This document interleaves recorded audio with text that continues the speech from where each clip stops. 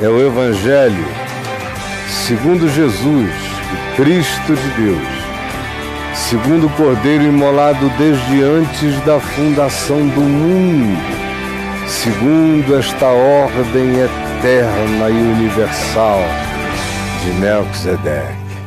Hoje, a carta de Paulo aos Efésios, aos discípulos de Jesus que viviam em Éfeso, no primeiro século. Ele escreve, dizendo-lhes no capítulo 2, Ele vos deu vida. É radical assim. Quando ele escreve para os que diziam que tinham se tornado discípulos de Jesus, o que ele diz é: Ele vos deu vida, estando vós mortos. Mortos. O Evangelho, segundo Paulo está ensinando, não produz uma melhoria de vida. O Evangelho ou chega e nos ressuscita da morte, ou não há nada mais a fazer. A melhor escola, a melhor educação, a melhor filosofia, a melhor religião, seja lá o que de melhor se possa chamar, não tem o poder de dar vida, de acordar e iluminar o olhar. Não tem. Então Paulo diz, quando o Evangelho chegou, se chegou, ele encontrou gente morta. E a palavra da vida, que não são gritos histéricos em reuniões histriônicas, mas é o ecoar rebumbante da verdade no recôndito do coração, do ser, da mente, ecoando do inconsciente até arrombar a consciência. Ele vos deu vida estando vós mortos. E o Evangelho então entrou e explodiu a força da ressurreição. Do contrário, Paulo diz, vocês continuariam mortos nos pecados de natureza essencial,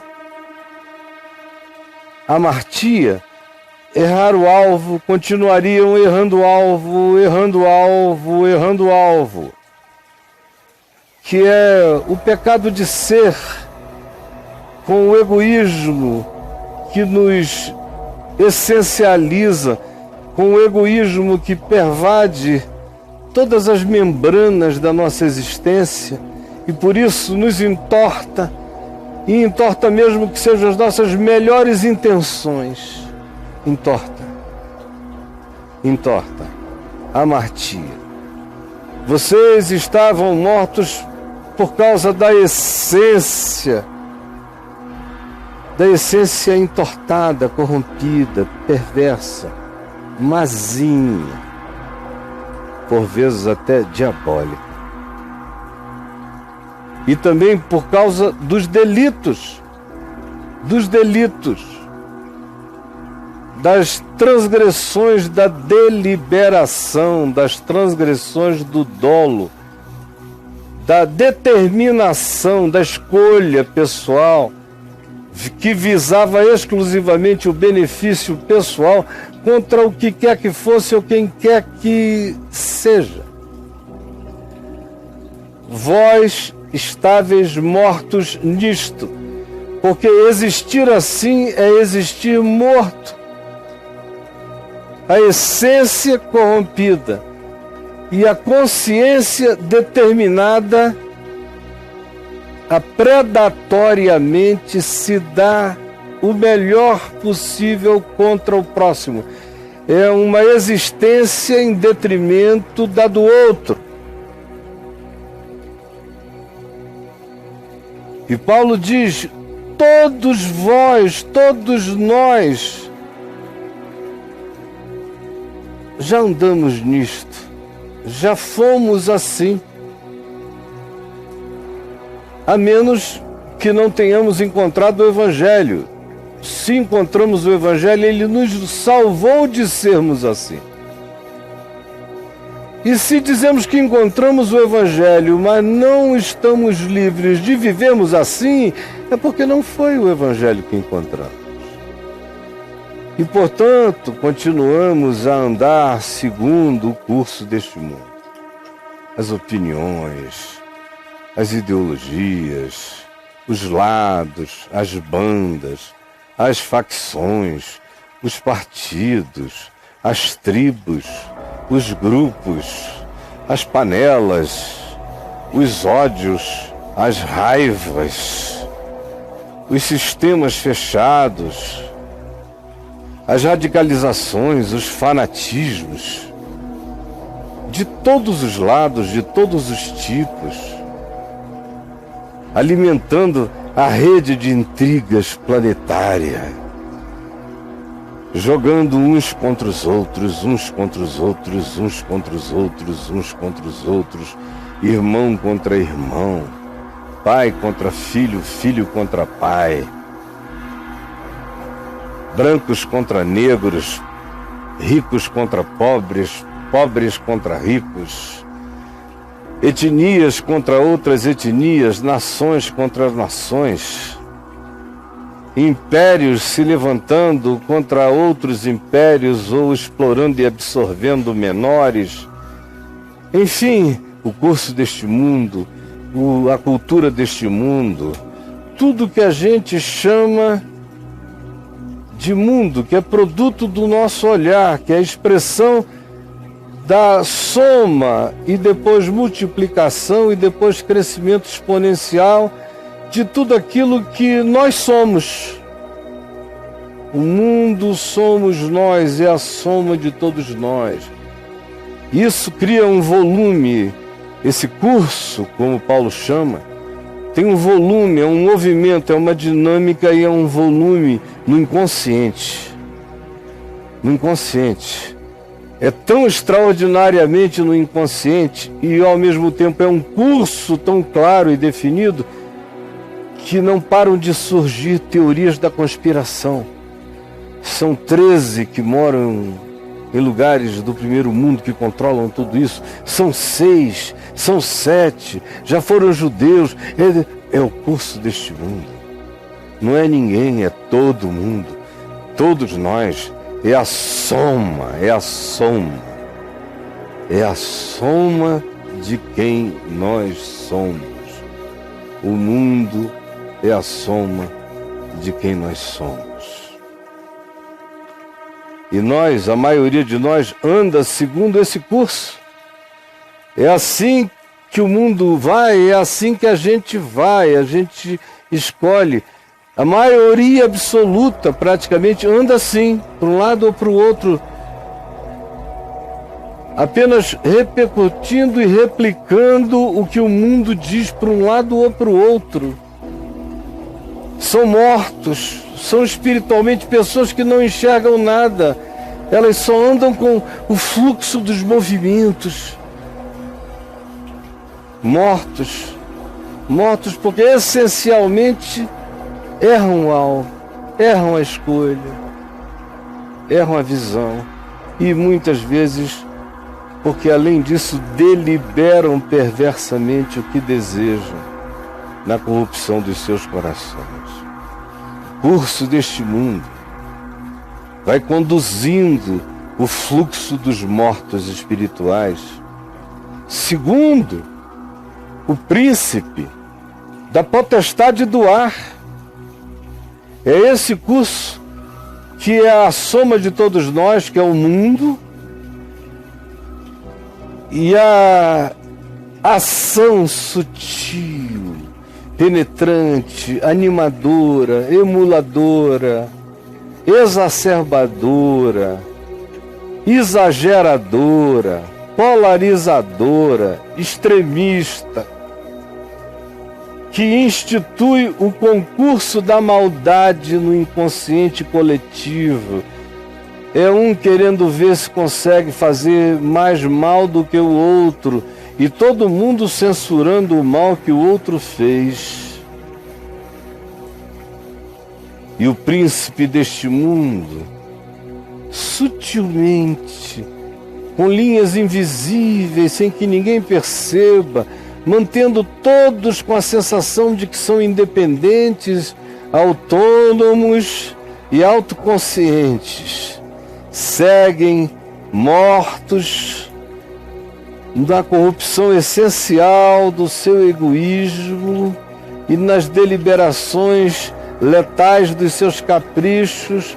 Quanto mais assim são, mais mortos ficam, mais se entregam ao fluxo e ao volume do curso deste mundo, que é a soma de todos nós, dentro da qual imiscui-se a força do príncipe da potestade do ar,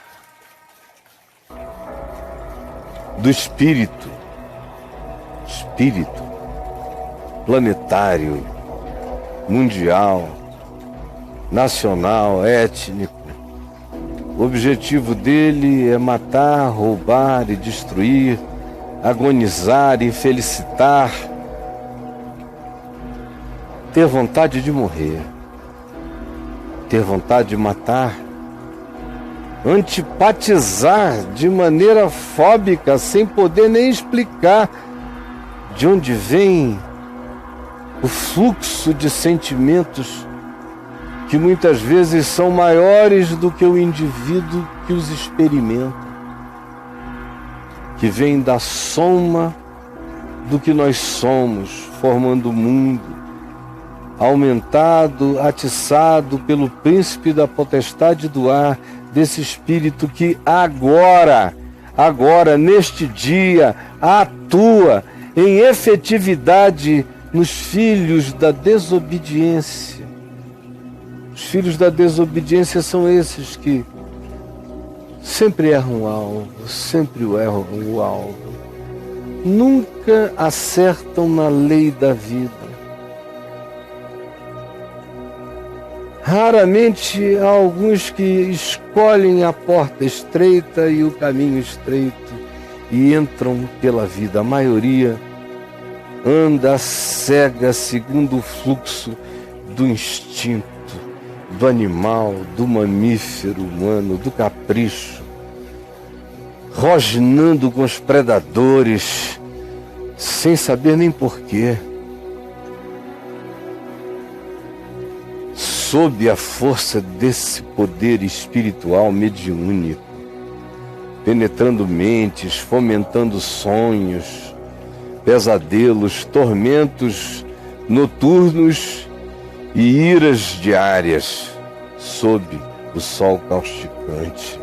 O espírito que agora atua nos filhos da desobediência, dentre os quais também todos nós andamos. Eu já andei exatamente assim. Já andei morto assim. Isso é uma coisa tão real, não para Paulo, mas antes de ser para Paulo, para o ensino de Jesus, porque Jesus disse, quando ele um dia convidou uma pessoa a segui-lo, e essa pessoa disse, olha, espera meu pai primeiro morrer, deixa eu primeiro sepultar meu pai, depois que papai morrer, eu vou te seguir.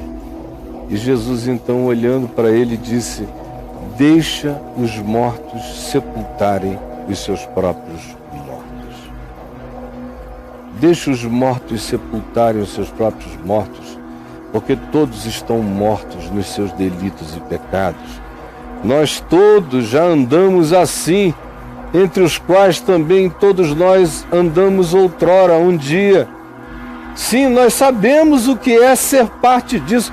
Eu sei o que é andar no curso deste mundo, segundo o príncipe da potestade do ar, do espírito que atua e atua cada vez mais profundamente, quanto mais desobediente você se torne, conscientemente, deliberadamente, delituosamente desobediente. Nós sabemos, eu sei o que é andar segundo as inclinações da minha carne. do capricho, do tesão, da pulsão, da vaidade. Eu sei. Eu conheço isso tudo a partir da minha experiência de morto ambulante,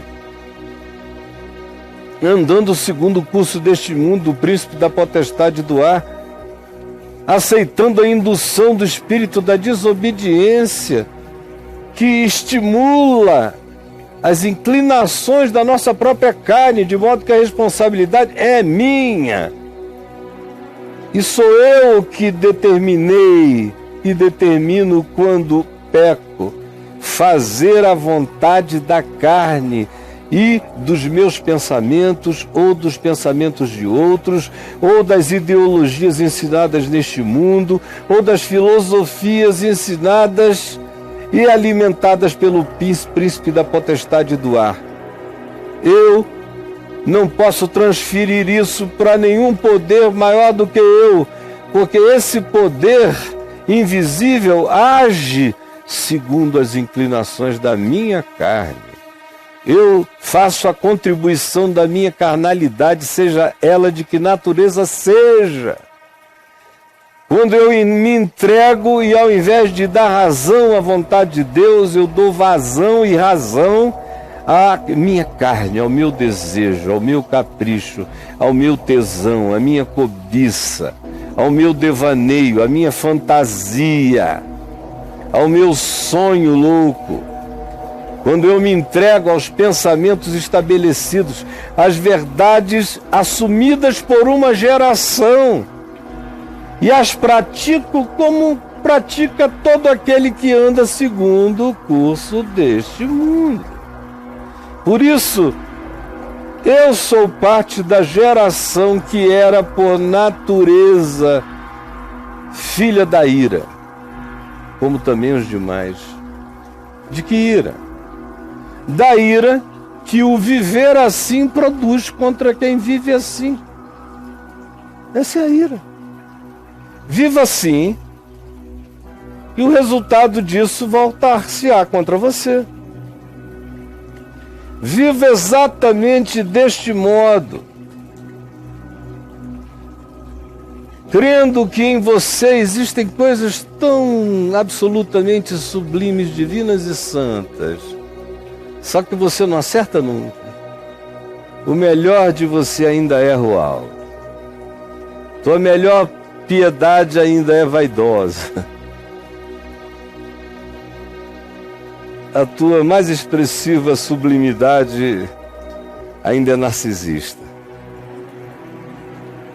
Andando, você não sabe do que eu estou falando, das escolhas também, dos delitos, dos pecados, das deliberações, do eu quero porque eu quero, agora é minha vez, eu vou me permitir.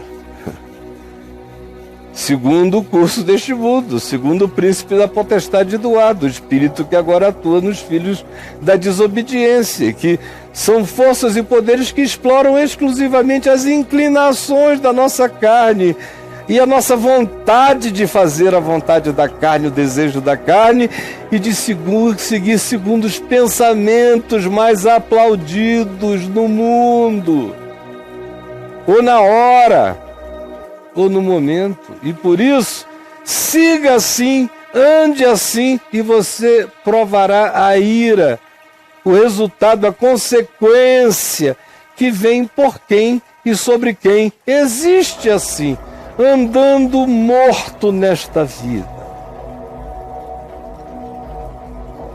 Aí Paulo prossegue: mas Deus, apesar da gente ser assim, mas Deus, sendo rico em misericórdia, rico, extravagantemente rico em misericórdia, e por causa do grande amor com que nos amou, inexplicavelmente nos ama e nos amou, estando nós mortos nos nossos delitos, nas nossas determinações perversas, estando nós mortos Ele nos amou, todavia, e nos deu vida juntamente com Cristo. Quando Jesus morreu, ele disse: eu determino que eles todos estão morrendo com e no meu Filho amado, em quem eu me comprazo. E quando Jesus ressuscitou dos mortos, ele disse: eu determino que todos eles ressuscitem da morte no meu Filho amado, em quem eu me comprazo. Sim, pela graça sois salvos, porque juntamente com Jesus, Deus nos ressuscitou, e juntamente com Jesus, Deus nos fez assentarmos-nos nos lugares celestiais, como se nós mesmos fôssemos Cristo Jesus. Que coisa extraordinária! E assim, Paulo diz que o melhor lugar para nos enxergarmos e enxergarmos o mundo inteiro é olhando do céu. Do céu a gente vê melhor quem a gente é. E do céu a gente enxerga bem melhor como o mundo é. Paulo só conseguiu ver que ele mesmo era um morto andando em delitos e pecados, andando segundo o curso deste mundo, e no caso dele eram as vaidades religiosas, rabínicas, farisaicas, judaicas, em Roma de outro tipo, na Grécia de outro tipo, em qualquer lugar da terra existem as mesmas coisas, só que com outras caras. Na igreja, do mesmo modo. Segundo o príncipe da potestade do ar, do espírito que atua nos filhos da desobediência, explorando as inclinações da nossa carne, a nossa vontade obstinada de fazer segundo o nosso desejo e os pensamentos que a gente elege para serem os do dia, os da hora, ou os mais populares. E vivemos desse modo idiótico, conduzido, manipulado, mediunizado, até que experimentamos a carga dessa ira. Deus, porém, sendo rico em misericórdia, e porque nos amou, mesmo estando nós assim mortos nos nossos delitos, Ele determinou unilateralmente nos dar vida juntamente com Cristo. E Jesus morreu e eu morri com Ele. E Jesus ressuscitou e eu ressuscitei com Ele. E Jesus assentou acima de todas as coisas e eu estou assentado com Ele, seguro, salvo de toda morte, lúcido sobre o curso deste mundo, o príncipe da potestade do ar, discernindo o espírito dessa hora, vigiando o meu coração e as inclinações da vaidade, da arrogância e da soberba da minha carne, para que eu não me entregue à vontade dos meus caprichos, nem dos meus próprios pensamentos ou de qualquer que seja a ideologia, porque eu não quero outra vida a não ser a daquela e a daquele que, tendo recebido graça de Deus, existe agora em obediência ao sentido da vida, que é contra o fluxo deste mundo, que quebra a determinação do príncipe da potestade do ar, que desnuda a atuação do espírito que agora trabalha na desobediência humana, que traz autorrevelação da nossa carne, da nossa natureza, da nossa vaidade, dos nossos caprichos. Quando o Evangelho assim nos ilumina, porque a graça de Deus soprou essa luz sobre nós e nos acordou, nós tomamos a consciência de que isso já está feito em favor da nossa vida e da vida de todo aquele que assim crê. Isso gera em nós uma mudança extraordinária, incomparável. É como se um morto ressuscitasse, para mostrar nos séculos vindouros a suprema riqueza da sua graça. Da sua graça e bondade para conosco em Cristo Jesus. Por essa razão, pela graça, eu sou salvo, mediante a fé em Jesus. Isto não nasce de mim, porque eu sou um morto em delito e pecado. É um dom, é um sopro, é uma visitação livre de Deus, que não vem das obras que eu pratiquei, não fui eu que estimulei, porque ninguém vai poder se gloriar. Nós somos alcançados exclusivamente por favores imerecidos. Nós somos os mortos que estão sendo acordados. Pois somos, no fim, não fomos feitos mortos, morremos por causa das nossas escolhas. Nossas escolhas nos fazem morrer. Nossa opção pelo ódio, pela não-vida, pelo capricho, pela luxúria, pelo uso, pelo abuso, pela manipulação, pela superioridade, pelo narcisismo, pela brutalidade, pela implacabilidade contra o próximo, essa escolha desse nosso delito nos corrompe essencialmente, nos mata, nos aleja para a eternidade, nos inviabiliza para a vida eterna.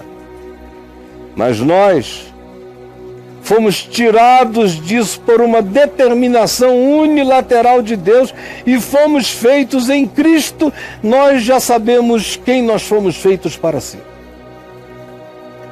Em Cristo eu sei o que todo homem deve ser. Seja ele chinês, japonês, americano, brasileiro, judeu, seja ele árabe, seja ele turco, seja ele quem seja, de qualquer parte da terra, nós somos feitura dele e sabemos o que é ser, tê-lo como padrão, o que é ser tendo-o como nosso padrão. Todo homem foi feito para ser como Jesus. Todo homem. Eu fui feito para ser um Jesus na minha geração. Com a minha cara, com a minha personalidade, mas um Jesus. Todos nós somos feitura dele, poema dele, obra de arte dele, desenho dele, escultura dele. Somos feitura dele, criados, produzidos singularmente, exclusivamente por ele. A liberdade é dele de nos moldar segundo Jesus e conforme a nossa individualidade.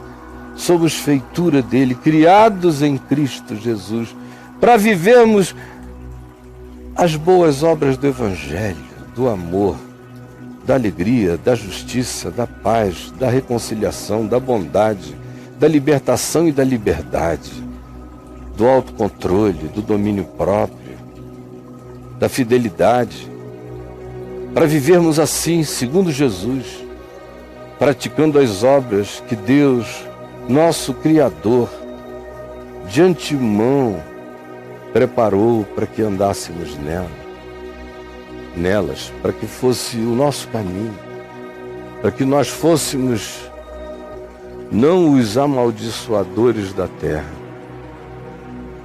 mas os abençoadores da vida no universo. E nós nos tornamos o oposto disso. Somos vermes do ódio, brigando e devorando uns aos outros, nos subterrâneos das topeiras enlouquecidas e insanas, carnívoras, canibalescas. Senhor Jesus, ajuda-nos, abre os nossos olhos para que vejamos quem somos, como somos, onde estamos, como seguimos, pulsionados pelo que existimos. Ajuda-nos, abre o entendimento de alguém, por favor. E ajuda-nos a ver o que Deus unilateralmente determinou e fez em nosso favor, sem pedir conselho a ninguém, usou desse arbítrio do amor absoluto em favor de gente morta, em delitos e pecados. Por favor, abre o entendimento para que o Evangelho não passe despercebido por essa geração, andando animadamente morta, sem discernir nada. É o que eu te imploro, em teu nome, Jesus. Amém.